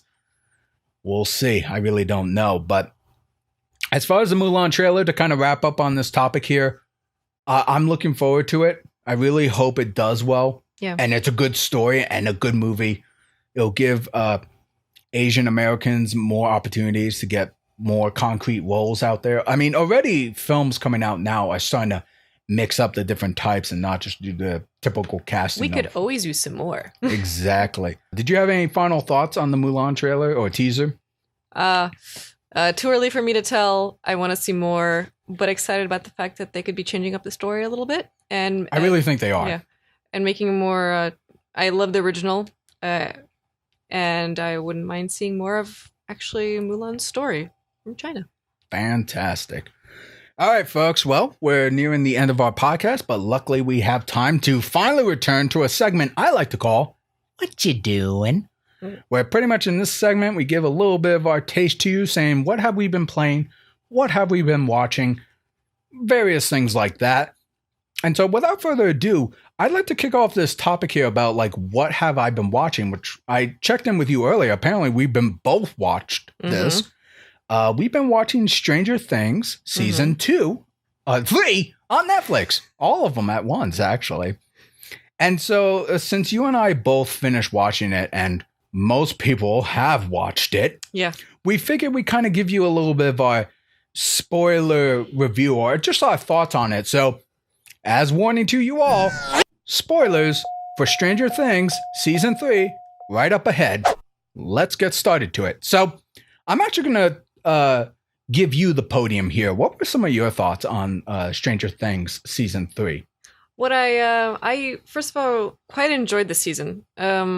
I think more so than 2, but not to compare it. But what I really enjoyed was the characterizations. Like the characters are or at least the boys are pretty well fleshed out. And so you can put them in a situation and they will kind of act in their own personality, and you can definitely tell this is what so-and-so would say, this is what so-and-so would do. And that's the really lovely part of the show. And what I really enjoyed was their kind of their growing up kind of phase where they're starting to date, but some of them aren't. Yeah, like Will. Yeah, and some of them are just, it's kind of on a daily basis, like, are we dating? Are we not dating? We're broken up? Are we... although I don't have that much personal experience in that. I dump your ass. Yeah. Ass dump. And like going to the mall with your girlfriends. I really enjoyed that. But yeah, I think that was my first impression of it. Nice. Well, I don't know if I've ever told you this, but I watch a lot of reviews on people that talk about this stuff, and the general consensus, at least when it comes to season 1 and 2 of Stranger Things, everybody loves season 1 of Stranger Things. Yes. Season 2, less so. A lot of people didn't really care for season 2.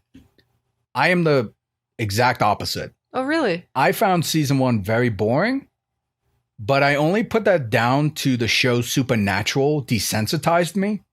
Have you seen the show Supernatural on the CW? No, I haven't. Well, to kind of give a clip note for those who may have not heard it as well as Mirella, Supernatural follows two boys who go around most of the country, fighting wendigos, ghosts, demons, and all kinds of monsters. And so that show pretty much took the element of horror and made it beatable. Okay. And kind of showed that, yeah, these monsters that seem invincible and scary, they have weaknesses too, and you could kill them pretty much. So when I saw season 1 of Stranger Things, a lot of monsters and all that, my mind kept going to Supernatural, like, oh, just call the Winchesters. They all take care of this for you. Yeah. But it kept like building on the mystery of the Demogorgons and all that stuff, where it was kind of slow. Where in comparison to Supernatural, if they were facing something like a Demogorgon, they would figure out what it is and what it does within the first 20 minutes. But with season 1 of Stranger Things, it takes about like 5 to 6 episodes. The pacing was a little... I have to rewatch the first season again to just double check this, but the pacing is a bit slower, and to the point where some people were just a little bit bored. Yeah, but I think that was the point of why people liked it so much, because it had that slow tension and danger and mystery of what this thing is. There's also a lot of references to movies and how things were done, and the way things are cut together. That's very recognizable for someone that's watched a lot of 80s movies, and I think a lot of people really got into that. Yeah, for sure. And so, yeah, I mean, a lot of people like that for season 1. Season 2, they didn't like. I don't remember exactly what their reasons were, but I liked season 2 because I thought the overall story was a little bit more engaging and interesting. Really? The only thing I agree with most people is I thought the episode 9 or whatever it was, where Elle meets the other mutant kids. Yeah. I didn't like that episode, but only because I was so engaged with what was going on with the lab and the mini Demogorgons and all that. Yeah. I was like, oh, cool. What happens next? Next episode. We're just going to follow Elle and her mutant friends. I was like, oh, come on. I was really engaged in what was happening. But yeah, I get technically why they set it up, but apparently a lot of people did not like that episode. I heard that a lot of fans did not like that. And they don't make a comeback. They don't. Yep. No. Spoiler alert. Yeah. We already gave the warning. I think they were called the Sisters or something. I forget what people called them. Anyway, the point is, yeah, they didn't come back at all in season 3, which I will admit is a little strange that they would just drop it all together. But hey, they might have heard all the comments of people hating it. No, I don't did. know. Oh, they did? Yeah, the Duffer Brothers, based off from what I heard, they take criticism really well. Oh, cool. They take to heart what people say, and they actually try to apply it, as far as I was told. Yeah. Season 3, for me, my impressions were, and this might sound demeaning, and I apologize for it, it's not supposed to be. I thought season 3 of Stranger Things was dumb. Oh, but in a good way. Yeah, go on. I don't know if it's because of the tonal shift of the story, but there are pretty much 2 plot lines going on. We have the kaiju, or the mind flayer, as people call it, kind of assembling itself in the real world or our world. At the same time, you have these Russians who are building a facility under the mall, and their portrayal was so much of a Saturday morning cartoon villain to me. That was the point. I know. That was the point. In my head, I was like, okay, I could be super critical of this, but they know what they're doing. It's like well, Russia, we're gonna kill you, blah, blah, blah. Yeah. That's my Topo impression. And I think a lot of what they were doing to me was kind of that dumb 80s vibe. Yeah. And I guess that was good, but the only reason why that's not great for me personally is like it makes me less invested of what's going on. Oh, I see what you're saying. Yeah. And again, there was this weird tonal shift where it's like, yeah, we deal with the Russians. They got like the neon light, brightly colored facility. Kids sneaking in where you're like, you guys are supposed to create an impenetrable fortress. Yeah, you got a couple kids who can go right in. And then you got the Demogorgon, which is literally mutating and killing people. Yeah. Assembling this. It felt like two different shows kind of meshed together. I can see that. And the reason, I don't know what to think about season 3, to be honest with you, because I'm not really attached to Stranger Things, even at the beginning.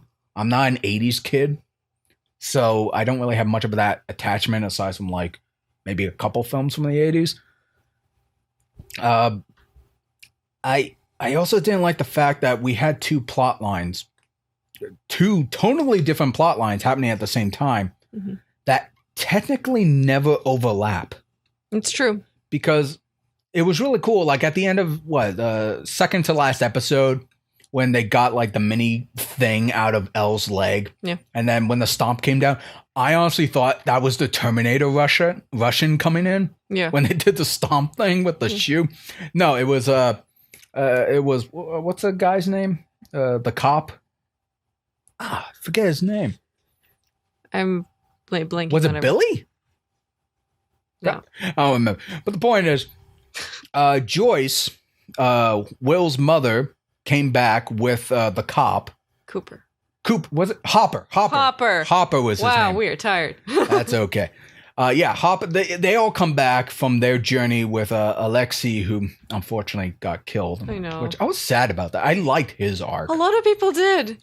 Yeah. Because I like the fact that they were kind of saying like, oh, maybe America is bad. And it's like, no, the game's not rigged. It's like, there's good things here. That was fun, yeah. He gets shot by the Terminator dude. It's like, traitor, or whatever. But yeah.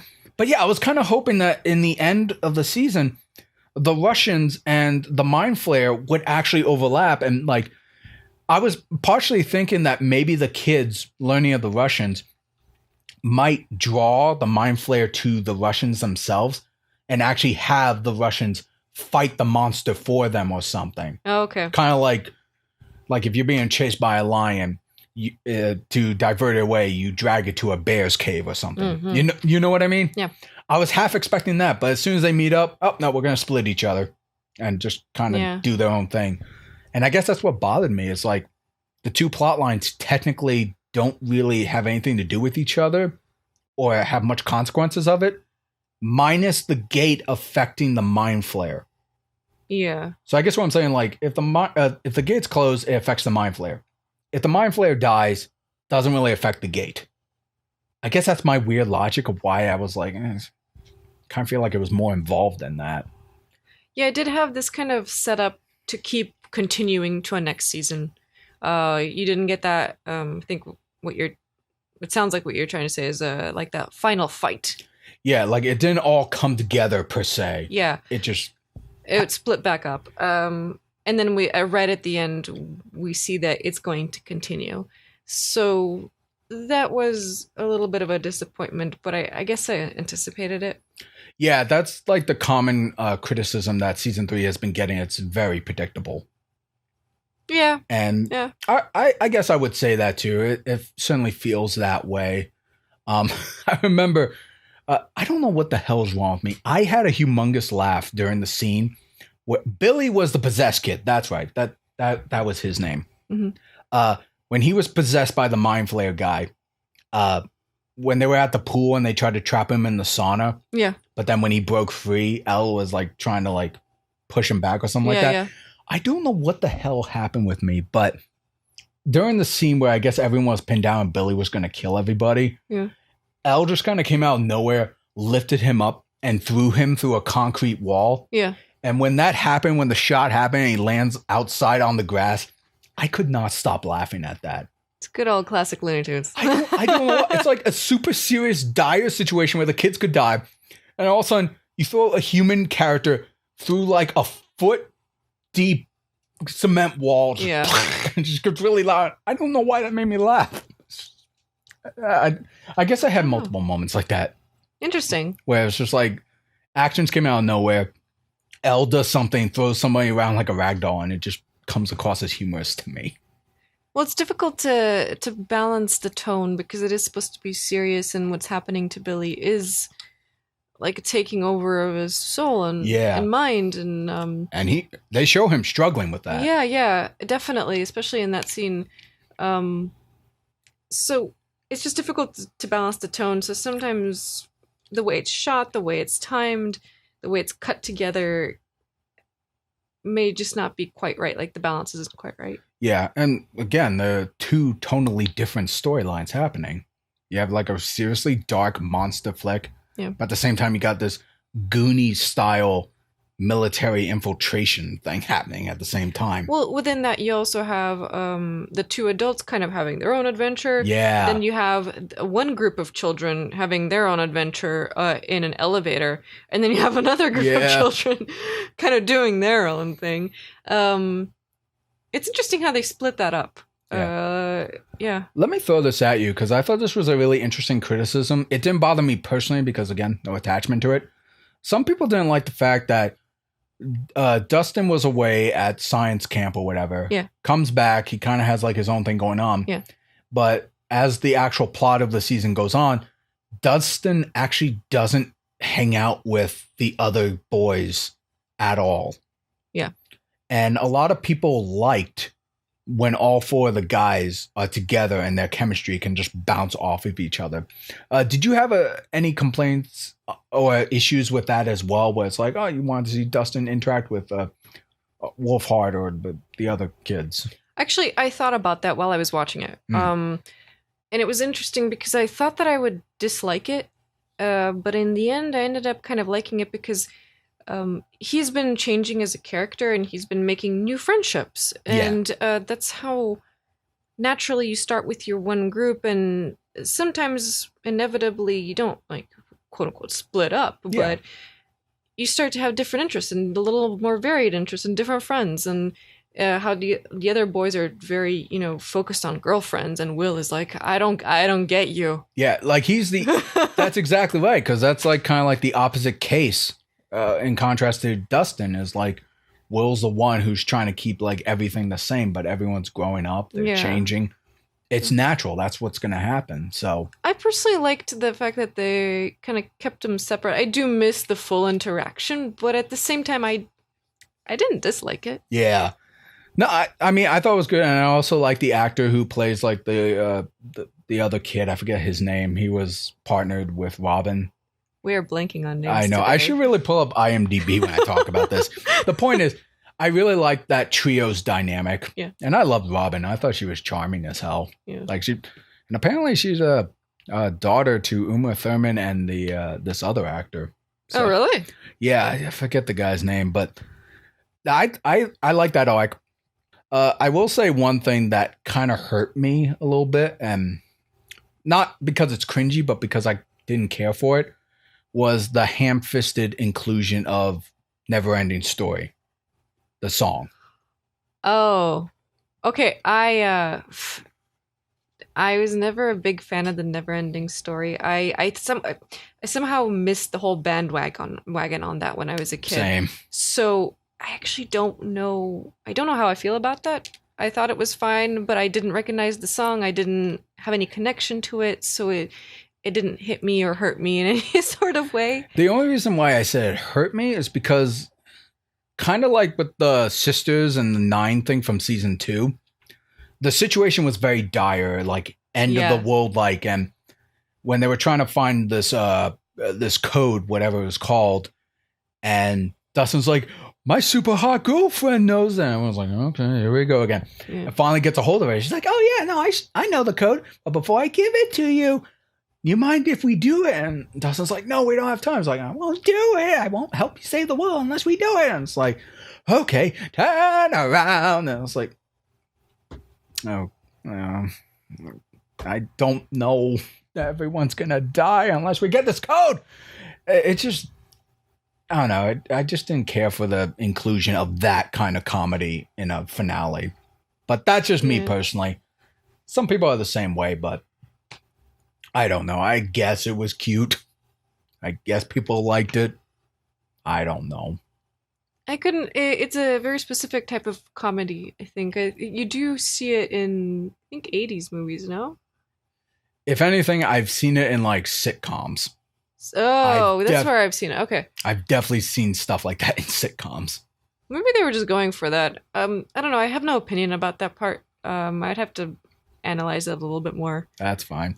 But I mean, again, I don't really have major complaints because I have no attachments to this property. It's just I had trouble taking it seriously and I wanted to. I guess that's the thing. It's like, because I liked season 2 a lot. Well, not super a lot, but I was invested.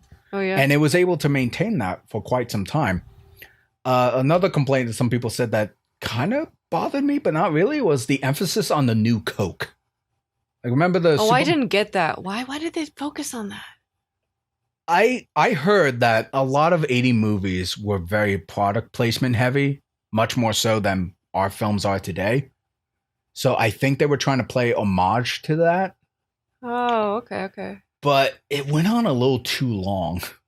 Like, I guess they were waiting for something like, and then Elle was trying to channel. She was trying to find Billy, I think. Yeah, and they just had the scene. It's like, oh, dude, you're having that new Coke. It's like, what? It's just new Coke, man. It's the wave of the future or something. It's like, I mean, again, I think it's an 80s thing because I think in the first Terminator movie, I don't know if you've seen it, there's this very famous shot where the guy went back in time, is being chased by the Terminator, and he's in like a department store, and he's in like one of the dressing stalls, and you see the Terminator pass by, and then you see the guy drop his feet down, and he puts on these Nike brand shoes. Oh yeah, and there's like a heavy emphasis on it. Yeah. So I think a lot of 80 films are just like that.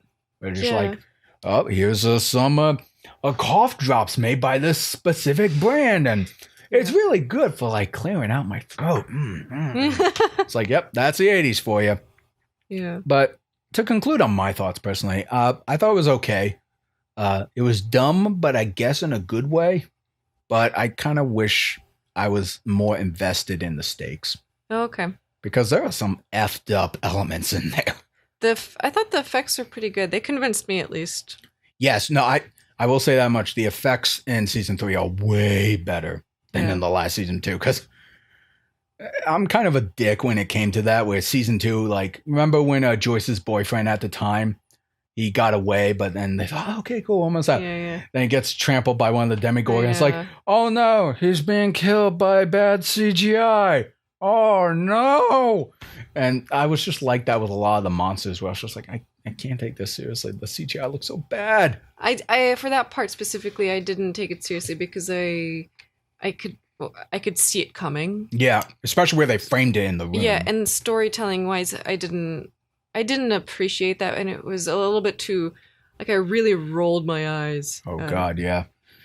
But yeah, no, I thought the CGI was better in season 3, especially when the Mind Flayer kaiju came out. Yeah, like in the mall scene, I was convinced it looked pretty decent for the most part.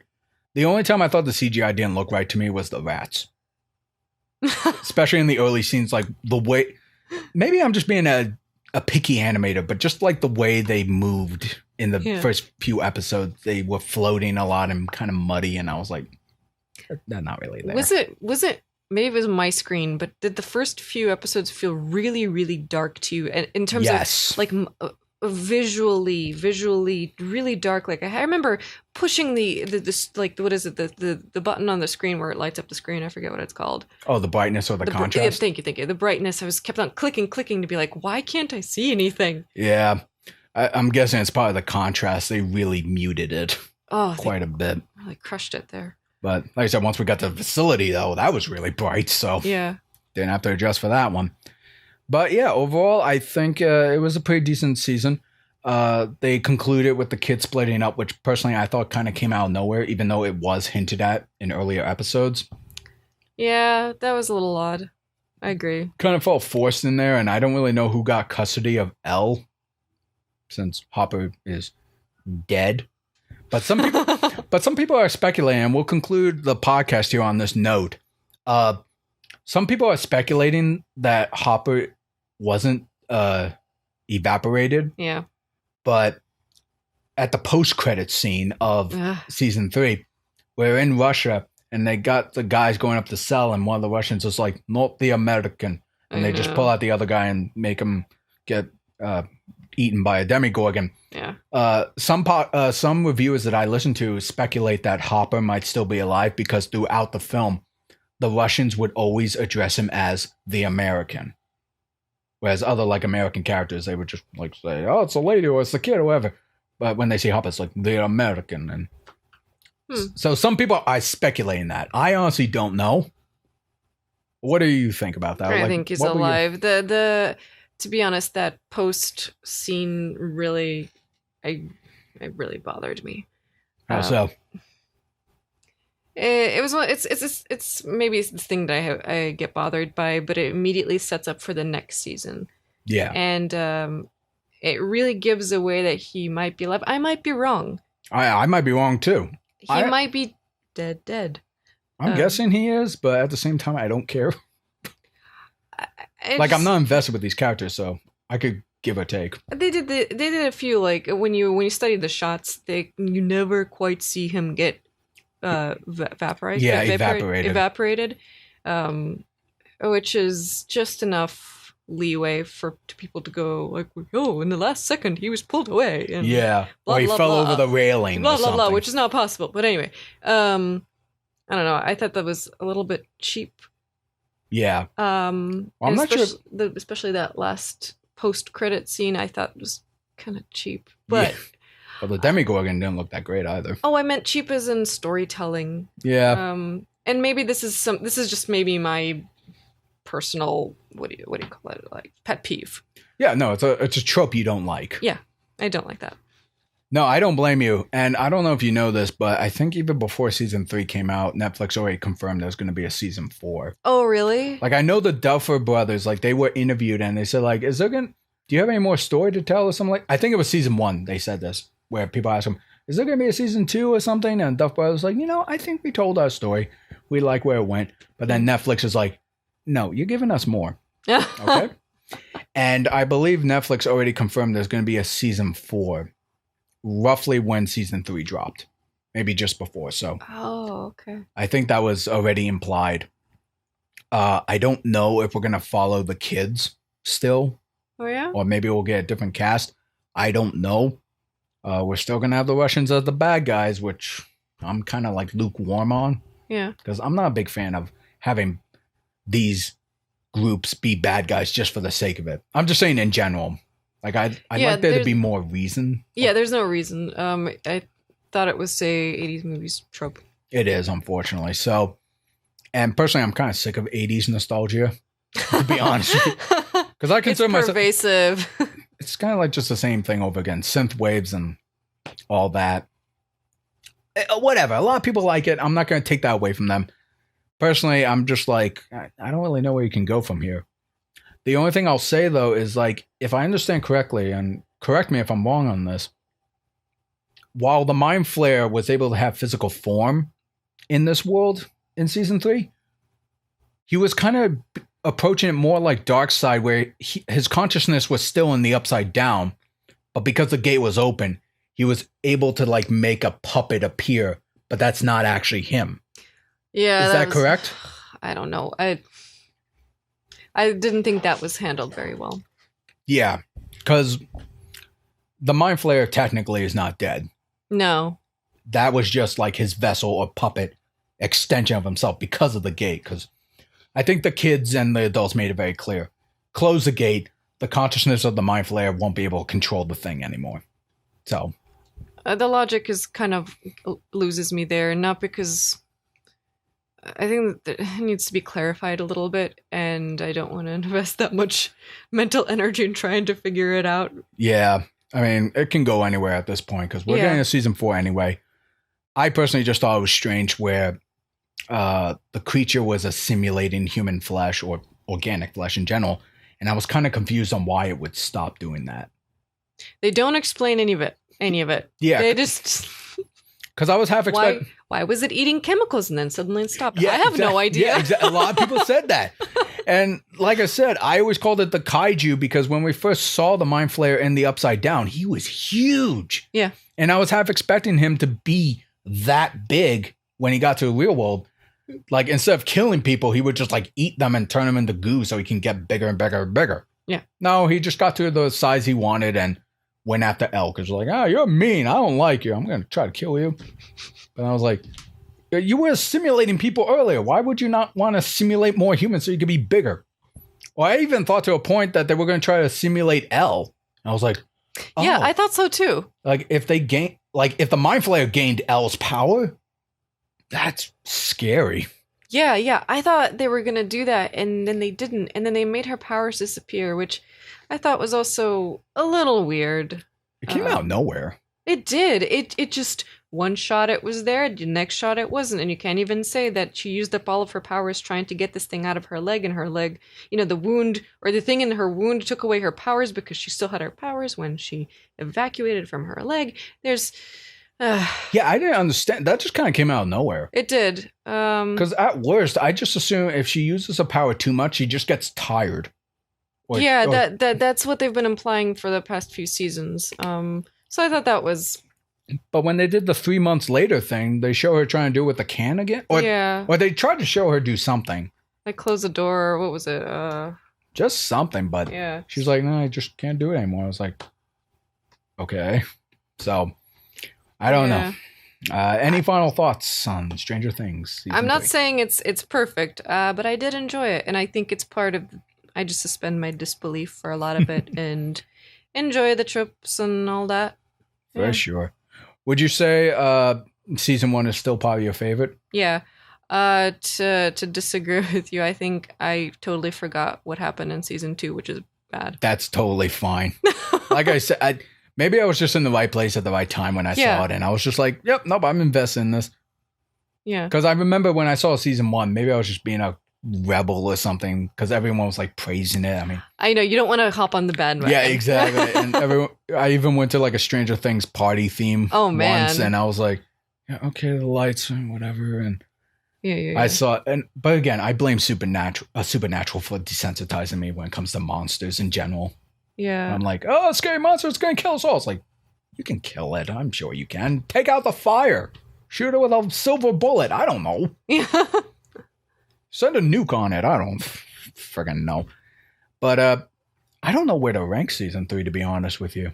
Like, what do you mean? I think season 2 is still my personal favorite. Yeah. But season 1 and season 3 are so different from each other. Yeah. Like, at least season 1 has an overall tone that works. Yeah. But season 3, as engaging as it kind of was with the stupidity, it had 2 completely different tones that I don't know how to feel about it. That's fair. So, but for most people I heard, it goes from 1, 2 to 3, in referring to best season to probably not the greatest. I would go 1, 3, 2. Okay. Yeah, no, that's probably fair. I just hear it mix around sometimes, but that's fine. Yeah. But overall, I'm curious to see what they do with season 4. I actually heard it's in production right now. Is it? Yeah. Like, it was only like a week or 2 after it dropped where they're like, oh, yeah, no, it's already in production. Oh, man. They're already filming it. Oh, man. So, there you go. And I don't know if Millie Bobby Brown is returning or not, but it's in the works, so you got something to look forward to. Yeah, we'll see if I'm excited. Fantastic. Well, I think that will do it for this podcast. We ran a little long, but that's okay. That's what we've been watching. So... Hey, Mirella, I want to thank you so much for taking the time of your evening to come do this podcast with me. I'm really happy to have you on. And you've been an awesome host. Oh, why? Thank you so much. I try to keep it engaging as much as possible, and I like the fact that you were able to share a bit of your film festivals. It's definitely something I want to look into. Yeah. Because, like I said, I like watching movies. I should try to get more into what's going on in the indie sphere. Mm-hmm. So, to kind of wrap up here, folks, like I said, if you enjoy this podcast, thank you so much. Please consider subscribing to my channel. Make sure to click that bell because I guess apparently YouTube is like, oh, you could subscribe, but if you don't ring that bell, we won't tell you when new videos go up. Okay. So yeah, subscribe, ring that bell, and let me know in the comments section below. What did you think of any of the topics we talked about? Did you like the Ariel thing? The Stranger Things, the Mulan, Cuphead, like any of it, not like it, let me know, join the conversation. And if you want to support content just like this, please consider going to my Patreon at patreon.com/Matt Sella. Consider donating as little as $1 a month. Any amount would be greatly appreciated. It will go towards my podcast, animation, art, content made just for you guys. So, as I like to say here, folks, this is Matt Sella. This is Mirella. And thank you all for tuning in. Thanks. You can't see the thumbs up, folks, but that's okay. We're doing many thumbs up. Many thumbs up. Many. Peace out, y'all. And ciao, ciao.